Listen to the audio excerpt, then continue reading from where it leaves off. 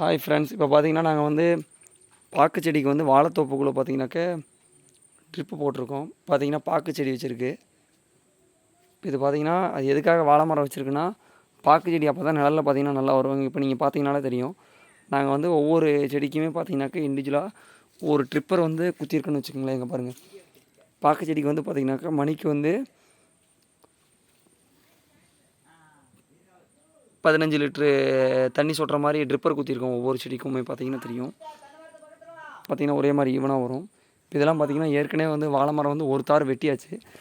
இப்போ பார்த்திங்கன்னா இது அடுத்தது பார்த்திங்கனாலே தெரியும். ரெண்டாவது இடக்கணுன்னு வச்சுக்கோங்களேன். அது பார்த்திங்கன்னா இப்போ அதுவும் தாரின்ற அளவுக்கு வந்துருச்சு. பாருங்கள், காட்டுறேன் பாருங்கள். இதான் இங்கே ஒவ்வொரு இந்த டேப் பார்த்திங்கன்னா கொஞ்சம் கம்மியாக இருக்குன்னு வச்சுக்கோங்களேன். ஃபுல்லாக ஓப்பன் பண்ணி விட்டாச்சு. இதிலே பார்த்திங்கன்னா 3 இது பண்ணியிருக்கோம். இப்போ தென்னையும் வச்சுருக்க உள்ளேயே 30 அடிக்கு ஒரு தென்னை வச்சுருக்கு. மரம் பார்த்தீங்கனாலே தெரியும் எவ்வளோ பெருசு இருக்குன்னு. பாக்கு செடி பாருங்கள் எந்த அளவுக்கு வளர்ந்துருக்குன்னு. நல்லா செழிப்பாக வளர்ந்துருக்குன்னு வச்சுக்கோங்களேன்.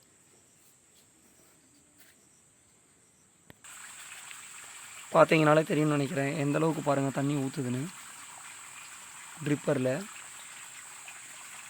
ஒவ்வொரு செடிக்குமே பார்த்தீங்கன்னாக்க தனித்தனியாக போட்டிருக்கு இந்த மாதிரி. இப்போ இது பார்த்திங்கன்னா 1 மணி நேரத்துக்கு வந்து 15 லிட்டர் தண்ணி ஊற்றும்.